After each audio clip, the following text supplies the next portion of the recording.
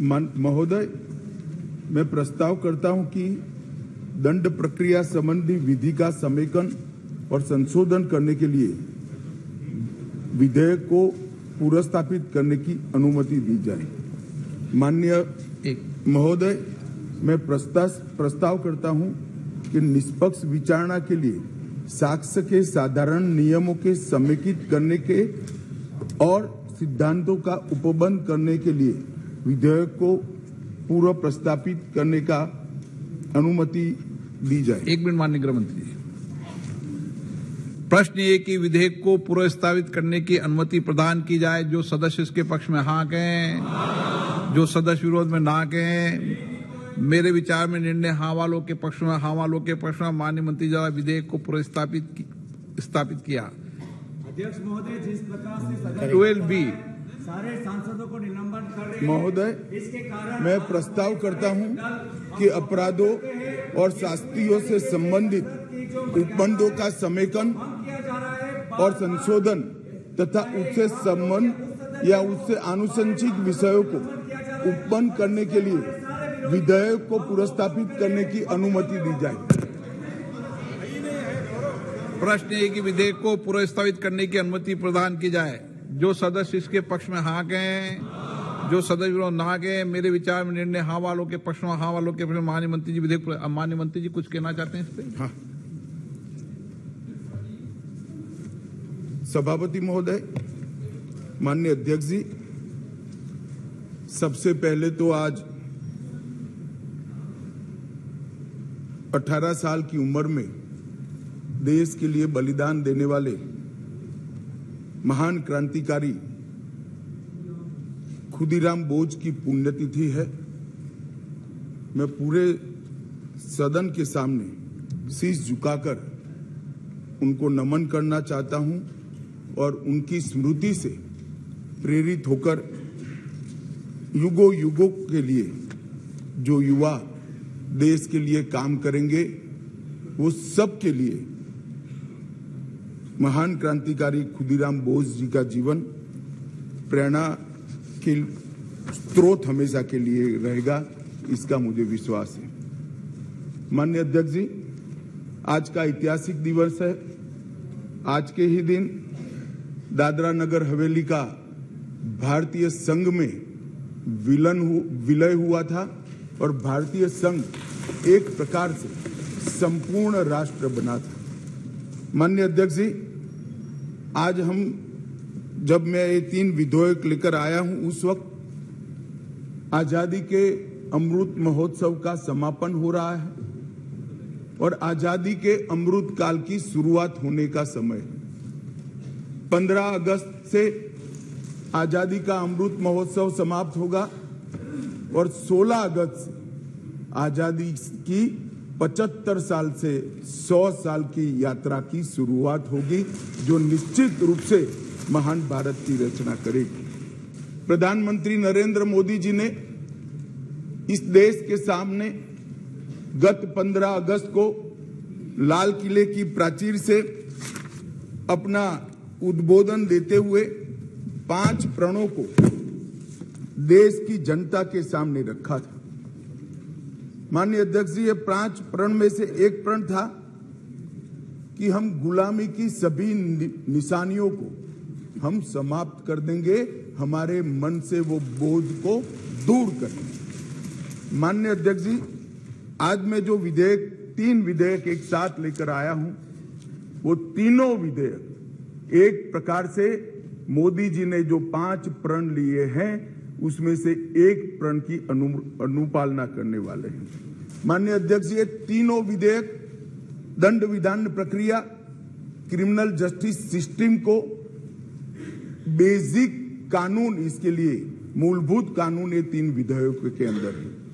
एक है Indian penal code जो 1860 में बनाया गया, दूसरा है क्रिमिनल प्रोसीजर कोड जो 1898 में बनाया गया और तीसरा है इंडियन एविडेंस एक्ट जो 1872 में बनाया गया।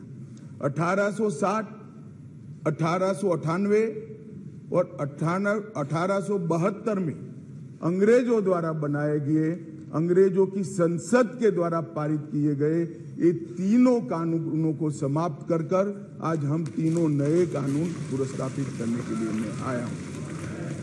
माननीय अध्यक्ष जी, इंडियन पिनल कोड 1860 की जगह भारतीय न्याय संहिता 2023 अब एस्टैब्लिश होगी। क्रिमिनल प्रोसीजर कोड 1898 की जगह भारतीय नागरिक सुरक्षा संहिता प्रस्तावित होगी और इंडियन एविडेंस एक्ट 1872 की जगह भारतीय साक्ष्य अधिनियम 2023 प्रस्तावित होगा। यह कानूनों की जो कानून रिपील होंगे इस तीनों विधेयक से, वो कानूनों की आत्मा जो है, वो कानूनों का मध्य बिंदु है कानून बनाने का, वो अंग्रेज शासन को मजबूत करने की दृष्टि से कानून बनाए गए थे। अंग्रेज शासन की रक्षा करने के लिए कानून बनाए गए थे और उसका उद्देश्य दंड देने का था, न्याय देने का नहीं था।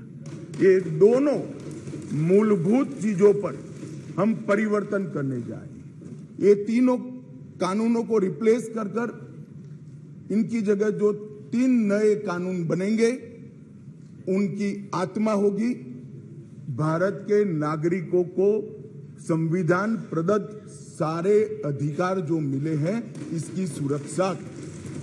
ये कानूनों का उद्देश्य किसी को दंड देना नहीं होगा।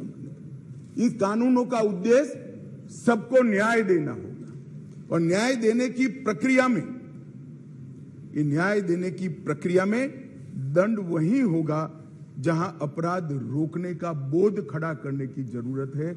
अपराध रोकने के लिए एक प्रकार की भावना खड़ी करने की जरूरत है, वही होगा।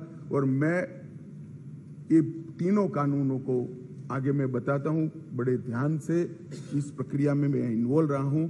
अध्यक्ष जी, मैं सदन को आश्वस्त कर सकता हूं कि 1860 से लेकर 2023 पर 23 तक अंग्रेजों ने बनाए, अंग्रेज पार्लियामेंट ने बनाए हुए कानून के आधार पर इस देश की क्रिमिनल जस्टिस सिस्टम चलती रही। इसकी जगह भारतीय आत्मा के साथ ये 3 कानून अब प्रस्तावित होंगे और हमारी क्रिमिनल जस्टिस सिस्टम के अंदर बहुत बड़ा परिवर्तन आएगा। माननीय अध्यक्ष जी, मैं ये बिल स्टैंडिंग कमेटी को भेजने वाला हूं, इसलिए बहुत लंबा नहीं बोलूंगा, मरुतु इतना जरूर कहना चाहता हूं कि जिन्होंने भी ये कानूनों को पढ़ा होगा, इसकी प्रायोरिटी क्या थी?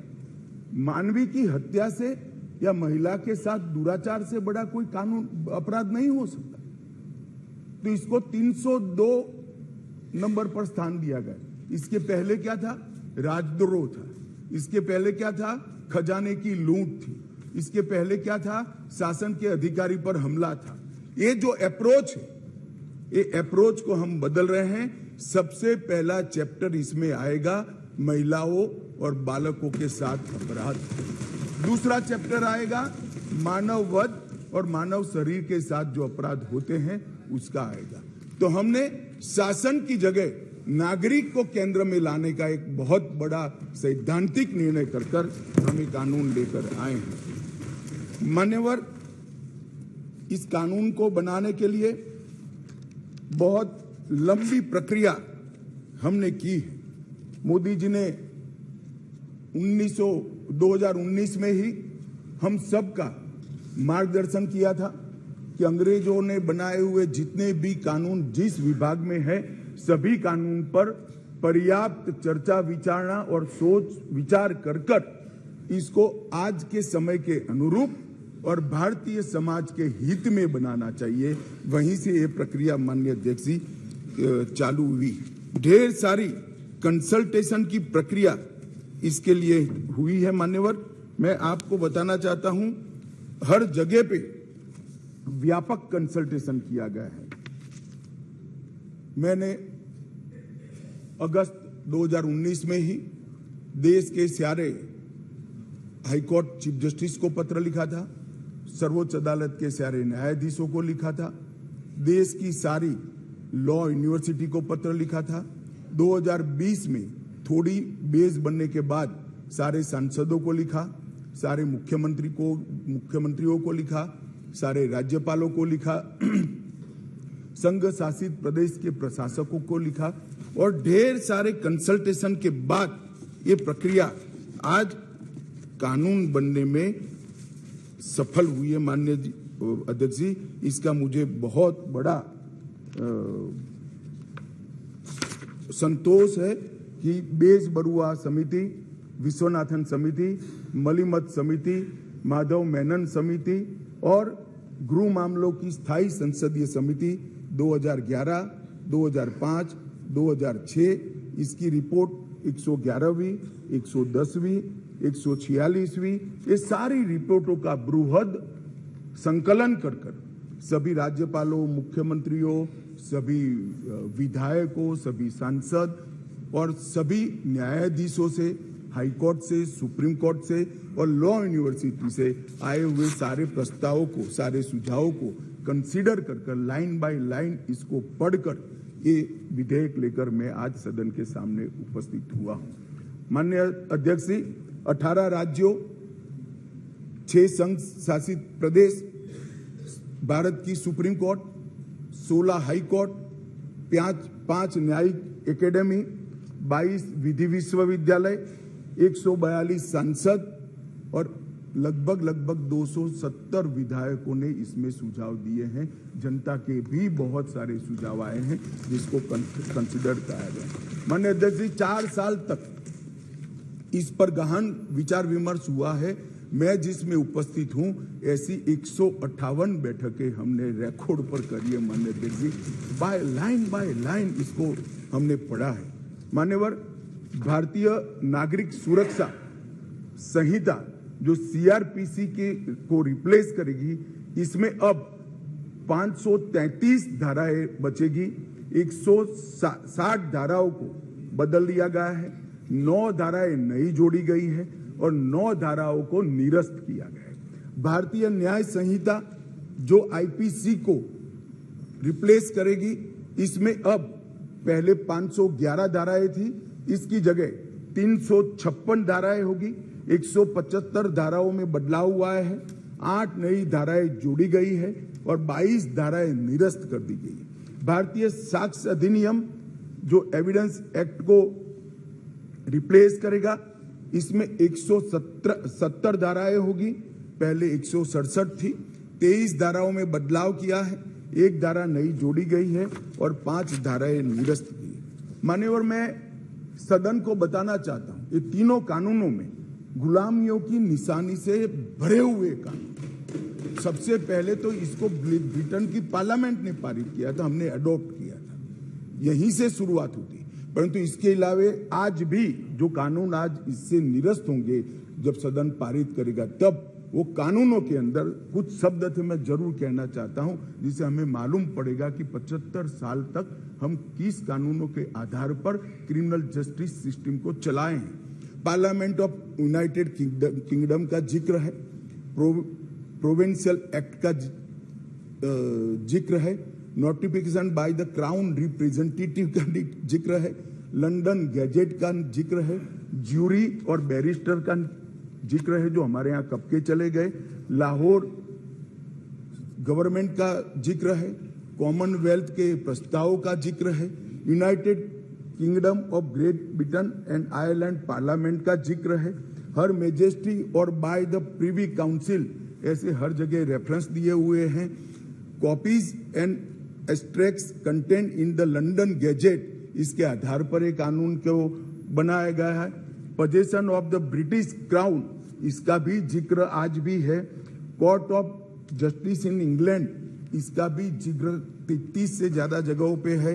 हर मैजेस्टी डोमिनियंस का इस अधिनियम के अंदर ढेर सारे जिक्र है। टोटल 475 जगह ये गुलामी की निशानियों को समाप्त कर आज हमने एक नया कानून मान्यवर लेकर आए। माननीय अध्यक्ष जी, इस कानून से हमने नए युग को जोड़ने का भी प्रयास किया है। हमारी क्रिमिनल जस्टिस सिस्टम में बहुत समय लगता है। कानून में कोई कानून की अदालत में जाए तो न्याय इतनी देर से मिलता है कि न्याय का कोई मतलब ही नहीं। लोगों की श्रद्धा उठ गई है, कोर्ट में जाने से डर है। मैं गुजरात का कानून मंत्री भी रहा हूं, विधि मंत्री भी रहा हूं। कई लोगों ने मुझे कहा था कि साहब पनिशमेंट की कोई जरूरत ही नहीं। मैंने बोला क्यों? कि कोर्ट में जाना इटसेल्फ पनिशमेंट है। इस प्रकार की मानसिकता लोगों के दिमाग में करके हमने इसीलिए आधुनिक से आधुनिक तकनीक को इसके अंदर समाहित करने का निर्णय किया है। माननीय अध्यक्ष जी, दस्तावेजों की परिभाषा का विस्तार कर इलेक्ट्रॉनिक या digital record, email, server longs, computer, smartphone, laptop, SMS, website, locational साक्ष्य, डिवाइस पर उपलब्ध मेल और मैसेजेस, ये सभी को कानूनी वैधता देता है, जिससे अदालतों के अंदर जो कागजों के ढेर लगते हैं, अंबार लगते हैं, वो समाप्त हो जाएंगे। एफआईआर से केस डायरी और केस डायरी से चार्जशीट और चार्जशीट से जजमेंट तक की सारी प्रक्रिया को डिजिटलाइज करने का प्रावधान इस कानून के अंदर मैं लेकर आया हूं। अदालत की सभी कार्यवाही को टेक्नोलॉजी के माध्यम से करने के लिए हम करते हैं। अभी आरोपी की पेशी ही सिर्फ वीडियो कॉन्फ्रेंस से हो सकती है, अब संपूर्ण ट्रायल क्रॉस सहित की वो वीडियो कॉन्फ्रेंस से होगी। शिकायतकर्ता और गवाहों का परीक्षण भी होगा। जांच पड़ताल और मुकदमे में साक्ष्यों का रिकॉर्डिंग जो करना है वो भी होगा, और उच्च न्यायालय के मुकदमे और सभी अपीलीय कार्यवाही भी डिजिटली संभव होगी। माननीय अध्यक्ष जी, बारे में कोई गोता ही न हो जाए, इसलिए हमने नेशनल फॉरेंसिक साइंस यूनिवर्सिटी और देश भर के सारे विद्वानों को, इस विषय के विद्वानों के साथ बैठकर इसकी चर्चा कर टेक्नोलॉजी के एक्सपर्ट के साथ बैठकर उसको बनाया गया है। सर्च और जब्ती के वक्त मान्यवर हमने कई सारे ऐसे प्रावधान किए हैं जिससे निर्दोष नागरिक को फंसाया नहीं जा सके। सर्च और जब्ती के वक्त ढेर सारी ऐसी फरियादें, मेरे यहाँ रख दिया गया, मेरे यहाँ था नहीं, पुलिस लेकर आई, रख दिया। अब हमने सर्च और जब्ती में वीडियोग्राफी को कंपलसरी करा है, जो अब वीडियोग्राफी केस का हिस्सा होगी। पुलिस द्वारा ऐसी रिकॉर्डिंग के बिना कोई भी चालान, चार्जशीट रखा जाएगा वो वैध नहीं होगा। हमारा दोष सिद्धि का प्रमाण बहुत कम है। आजादी के 75 साल के बाद भी हम दोष सिद्ध नहीं कर पाते हैं मान्यवर। इसीलिए फॉरेंसिक साइंस को हमने बहुत बढ़ावा देने का काम किया है। देश के प्रधानमंत्री जी ने एक ऐतिहासिक निर्णय लिया है नेशनल फॉरेंसिक साइंस यूनिवर्सिटी बनाने का। मैं इस सदन के माध्यम से पूरे देश को आश्वस्त करना चाहता हूं कि 3 साल के बाद हर साल 33,000 फॉरेंसिक साइंस के एक्सपर्ट और साइंटिस्ट इस देश को मिलने लगे। ये इसलिए किया गया कि कानून हम लेकर आने वाले थे मान्यवर। एक कानून में हमने लक्ष्य रखा है कि दोष सिद्धि के प्रमाण को, कन्विक्शन रेशियो को 90% से ऊपर लेकर जाना है, ये हमारा लक्ष्य है। इसलिए हमने एक महत्वपूर्ण प्रावधान किया है कि 7 वर्ष या उससे ऊपर की सजा जिस धाराओं में है, वो सभी क्राइम सीन पर फॉरेंसिक टीम की विजिट को हम कंपलसरी कर रहे हैं।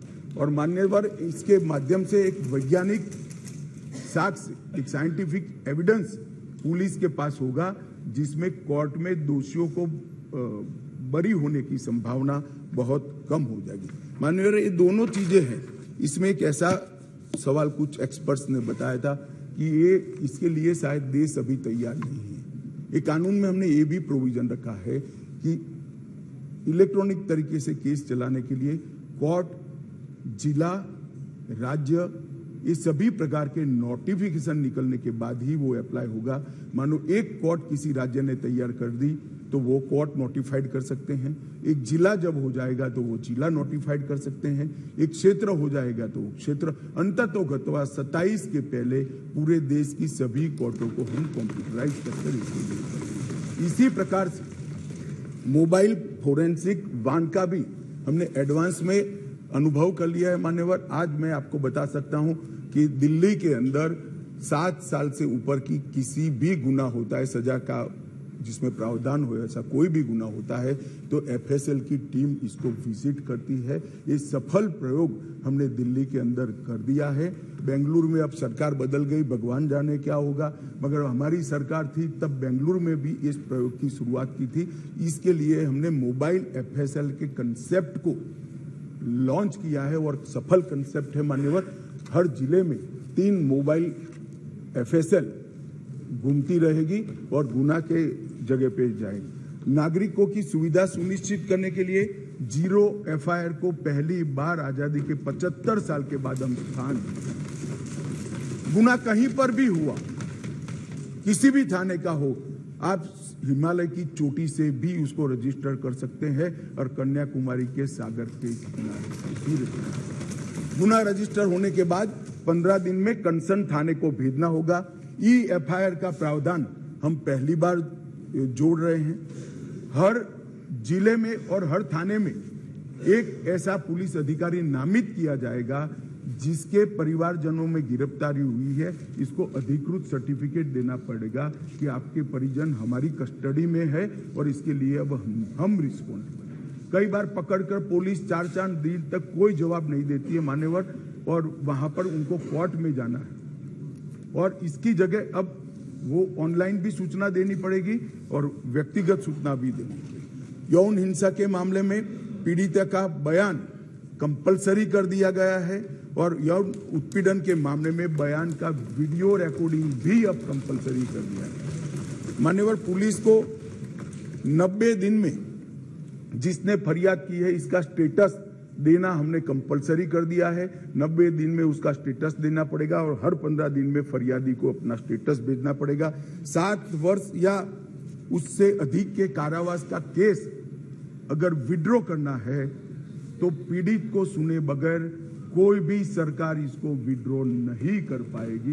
ये भी इससे नागरिकों के अधिकारों की रक्षा होगी और इसके अंदर पहली बार हम कम्युनिटी सर्विस को सजा के बारे में भी इंट्रोड्यूस कर रहे हैं मान्यवर। ये प्रैक्टिस में कई जगह पे है परंतु इसका इंट्रोडक्शन एक्ट से, कानून से अब होगा मान्यवर। सालों तक केस चलते नहीं है, इसके लिए भी हमने बहुत सारे प्रावधान करे हैं। छोटे मोटे मामलों में समरी ट्रायल का दायरा बढ़ा दिया है। समरी ट्रायल को 20,000 तक की गुनाहों में ले लिया गया है और 3 साल तक की जिसमें सजा है वो सारे समरी ट्रायल से हो जाएंगे। इस एक ही प्रावधान से 40% केसों कई सेशन कोर्ट से बाहर होकर नीचे ही समरी ट्रायल से समाप्त हो गए। मान्यवर, आरोप पत्र दायर करने के लिए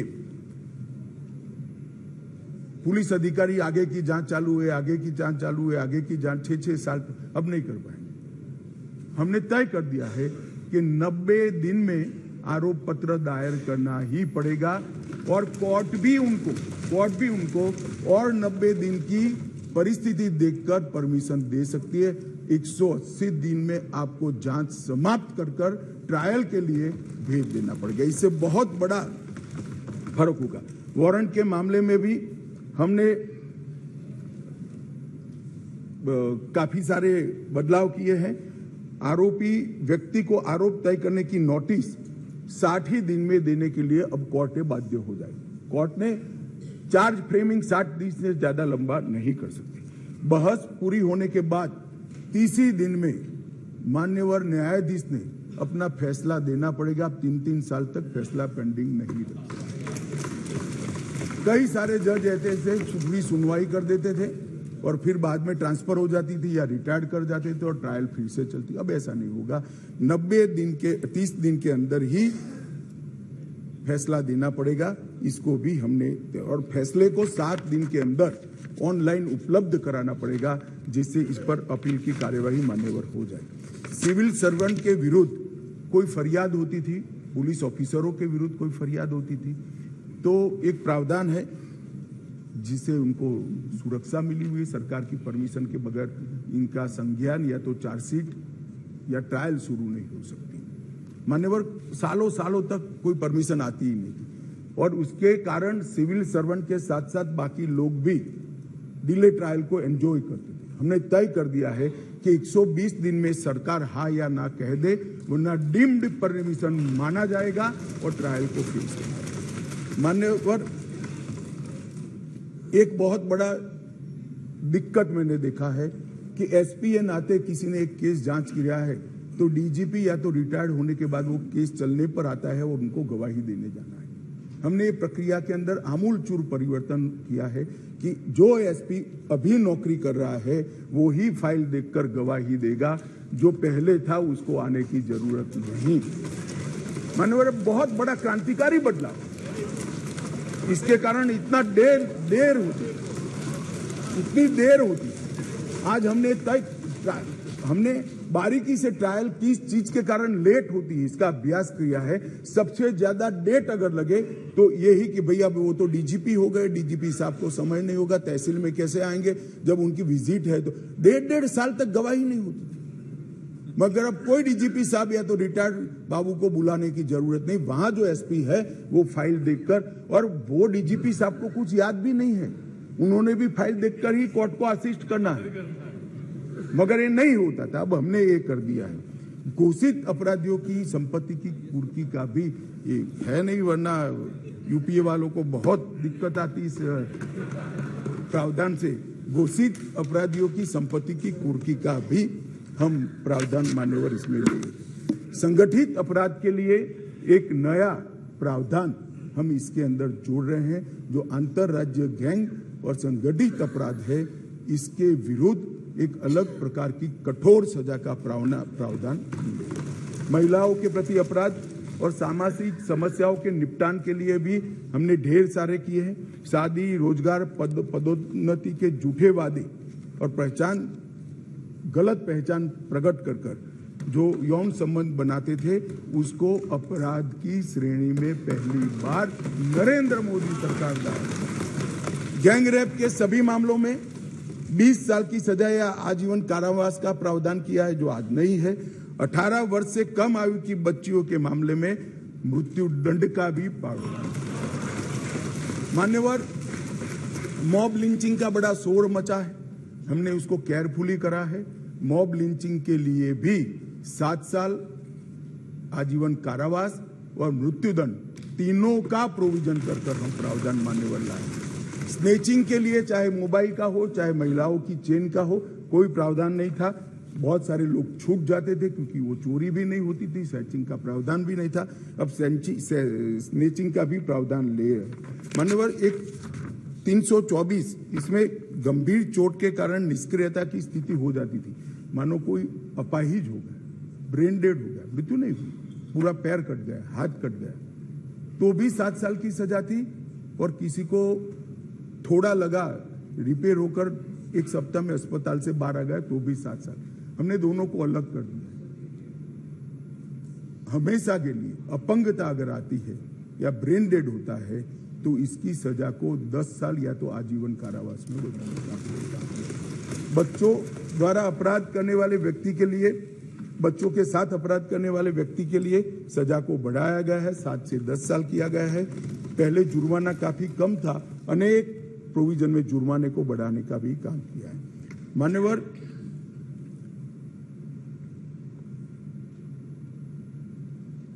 अपराधियों के विरुद्ध जो भाग जाते थे, इसके लिए भी 10 साल की सजा का लाया है, प्रावधान लेकर आए हैं। सजा माफी को पॉलिटिकल यूज करने वाले बहुत किस्से आते थे। अब हमने कह दिया है कि अगर किसी को सजा माफ करनी है तो मृत्यु की सजा को आजीवन कारावास में बदल सकते हैं। आजीवन कारावास की सजा को 7 साल तक ही माफ कर सकते हैं। 7 साल के कारावास को 3 साल तक ही माफ कर सकते हैं।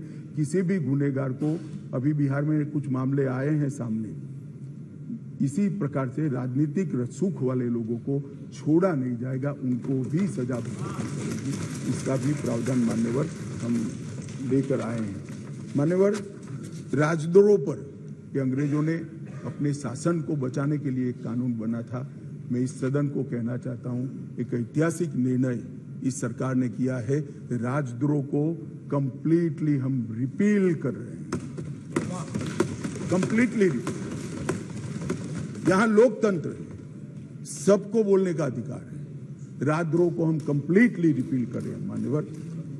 और इस कानून में इसके साथ साथ अलगाव, सशस्त्र विद्रोह, विध्वंसक गतिविधियां, अलगाववाद, भारत की संप्रभुता, एकता को, अखंडता को चैलेंज करना, ये सब को कानून के अंदर किसी न किसी दाएं बाएं तोड़ मरोड़ कर जोड़ते थे। इसका कोई स्पेशल प्रोविजन नहीं था, टेररिज्म की व्याख्या ही नहीं थी। पहली बार अब इसकी व्याख्या हो रही है और जुड़ी संपत्ति को कुर्क करने का अधिकार भी है। मान्यवर, जांच करने वाले पुलिस अधिकारी के संज्ञान पर कोर्ट इस पर ऑर्डर करेगा। कुर्की का ऑर्डर पुलिस अधिकारी नहीं कर पाएंगे, निर्णय नहीं कर पाएंगे, कोर्ट में सुनवाई के बाद होगा। मान्यवर, एक बहुत बड़ा ऐतिहासिक फैसला हमने किया है, अनुपस्थिति में ट्रायल। कई सारे केसों में दाऊद इब्राहिम वांटेड हैं, चले गए, देश छोड़कर भाग गए, आज उन पर ट्रायल नहीं होती। हमने तय किया है कि सेशन कोर्ट के जज ड्यू प्रोसीजर के बाद जिसको भगोड़ा घोषित करेंगे उसकी अनुपस्थिति में ट्रायल होगी और उनको सजा भी सुनाई। दुनिया में वो कहीं पर भी छिपके सजा सुनाई जाए। मान्यवर, इससे बहुत बड़ा फर्क पड़ने वाला है और वो सजा के खिलाफ अपील करना है तो न्याय की शरण में आए, अपने आप को भारतीय कानूनों के शरण में, भारतीय कानूनों की शरण में लाएं और अदालत के सामने जाए तो हाईकोर्ट में चैलेंज करें। मान्यवर, मैं सार्वजनिक जीवन में बहुत बचपन से हूं, राज्य का गृह मंत्री भी रहा हूं। मैंने बहुत सारे थाने विजिट किए, बहुत सारे सदस्य भी थाने में गए होंगे। आप देखे होगा टूटी फूटी साइकिल, टूटी फूटी गाड़ी, टूटी फूटी ऑटो सालों तक पड़ी, सबने देखा। वो इसलिए पड़ा है कि कानून में प्रोविजन है कि केस के निपटारे तक इसको संभाल पर रखना। हमने प्रोविजन कर दिया है इसकी वीडियोग्राफी करना, वीडियोग्राफी की सर्टिफाइड कॉपी कोर्ट में जमा कराना और फिर इसका निपटारा आप कर सकते हो। इससे कम से कम पुलिस स्टेशन की स्वच्छता ध्यान रखना। मान्यवर, इस प्रकार के, मैंने तो अभी थोड़ा बताया, इस प्रकार के ढेर सारे बदलाव इस कानून के अंदर हम लेकर आए हैं। टोटल 313 बदलाव है मान्यवर। और मैं इतना कह सकता हूं कि हमारी न्यायिक दंड प्रक्रिया, क्रिमिनल जस्टिस सिस्टम के अंदर आमूलचूल परिवर्तन होगा और सबको ज्यादा से ज्यादा 3 साल के अंदर न्याय होगा। मान्यवर, इसमें पुलिस अधिकारियों को भी जवाबदेह किया है, वकीलों को भी जवाबदेह किया है और न्याय करने वाले के लिए भी मर्यादाएं रखी है। इसमें महिलाओं का और बच्चों का विशेष ध्यान दिया गया है। अपराधियों को सजा हो इसकी चिंता की गई है और पुलिस अपने अधिकारों का दुरुपयोग न कर पाए, ऐसा भी है। इसके अंदर राजद्रोह जैसे कानूनों को एक और हम निरस्त कर रहे हैं तो दूसरी ओर धोखा देकर महिला का शोषण करने वाले और मॉब लिंचिंग जैसे जघन्य अपराध करने वालों को दंडित करने का भी एक और हमने राजद्रोह को रिपील किया है, दूसरी ओर संगठित अपराध और टेररिज्म पर नकेल कसने का काम भी हमने किया है। मान्यवर, मैं मानता हूं कि तीनों संहिता अपने आप में संपूर्ण है, परिपूर्ण है, परंतु 1807, 1828, 88 और 1878 से कानून प्रचलन में कोई भी व्यक्ति, कोई भी डिपार्टमेंट या कोई भी व्यक्तियों का समूह इसको कंप्लीट नहीं कर सकता। इसलिए मैंने निर्णय किया है मान्यवर कि इस कानून को मैं स्टैंडिंग कमेटी को, गृह विभाग की स्टैंडिंग कमेटी को देना चाहता हूं, जिससे पक्ष विपक्ष सभी संसद सभ्य इस पर अपना, काफी संसद सभ्यों ने दिया है, परंतु इस पर काफी अच्छी सोच विचार हो। इस पर बार काउंसिल भी चर्चा करे, बार एसोसिएशन भी चर्चा करे, कुछ रिटायर्ड न्यायिक अधिकारी भी चिंता करें और हम लॉ कमीशन को भी भेजेंगे, लॉ कमीशन भी अपनी टिप्पणियां दे। तो कुल मिलाकर ये सब आने के बाद ये विधेयक को उचित परिवर्तन करने के बाद मैं फिर से इस सदन के लिए आऊंगा। मैं आपको अनुरोध करता हूं माननीय स्पीकर महोदय कि मैं विधेयक को पुरस्तापित करता हूं और माननीय स्पीकर महोदय में ये भी अनुरोध करता हूं कि विधेयक को जांच हेतु विभाग संबंधी गृह कार्य संबंधी संसदीय स्थायी समिति को। एक प्रश्न ये कि विधेयक को